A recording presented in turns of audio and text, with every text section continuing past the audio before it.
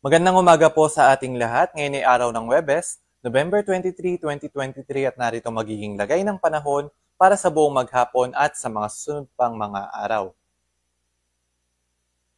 Sa kasalukuyan ay patuloy na umiiral itong northeast monsoon o yung hanging amihan sa may northern central Luzon at dahil pa rin sa salubungan ng hanging amihan at ng easterlies o yung mainit na hangin na nagmumula sa Karagtang Pasipiko ay meron pa rin nabubuong shear line dito naman sa may bahagi ng southern Luzon at magdadala ito ng mga ulap ng kalangitan ng mga kalat-kalat na mga pag-ulan sa may bahagi ng Bicol Region and sa may Palawan area, gayon din sa may Quezon.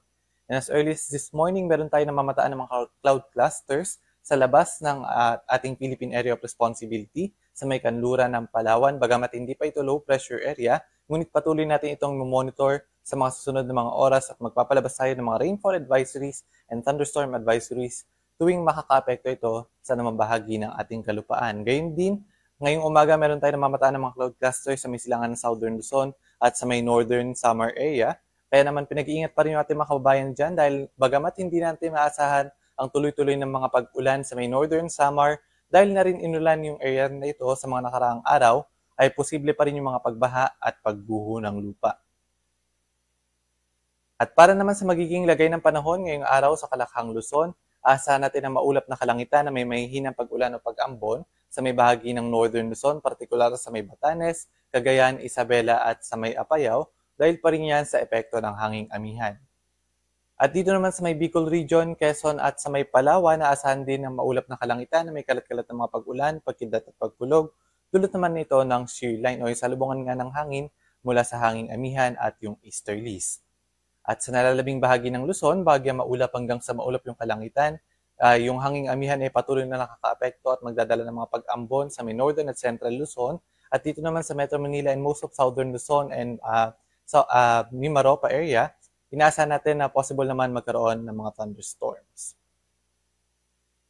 Agwat ng temperatura sa may Lawag na sa 21 to 32 degrees Celsius, sa may Tuguegarao 22 to 28, Baguio City 15 to 24, Metro Manila 24 to 32, sa may Tagaytay 22 to 29, sa may Legazpi, Puerto Princesa at sa may Kalayaan Islands ay nasa 24 to 31 degrees Celsius.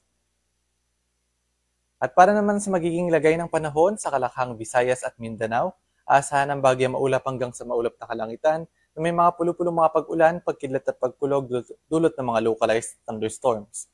Although hindi nga natin inaalis yung possibility ng mga severe thunderstorm events at maaaring magdala pa rin ng mga pagbaha, especially sa mga area sa may Eastern Visayas, kung saan nakaranas sa malalakas na mga pag-ulan ng mga nakaraang araw. Kaya patuloy na pinag-iingat yung ating mga kababayan dito sa may bahagi ng Visayas at Mindanao tuwing magkakaroon ng mga severe thunderstorm events. Agwat ng temperatura sa may Iloilo at Metro Cebu na sa 27 to 32 degrees Celsius, sa may Tacloban 26 to 31, sa may Cagayan de Oro 25 to 32 at dito naman sa may Zamboanga City at sa may Metro Davao ay nasa 25 to 34 degrees Celsius. At para naman sa lagay ng ating karagatan, sa ngayon ay wala tayong nakataas na gale warning sa naman baybayin ng ating bansa, malayang mga kapalaot, yung ating mga kababayang mga isda at may maliliit na sasakyang pandagat.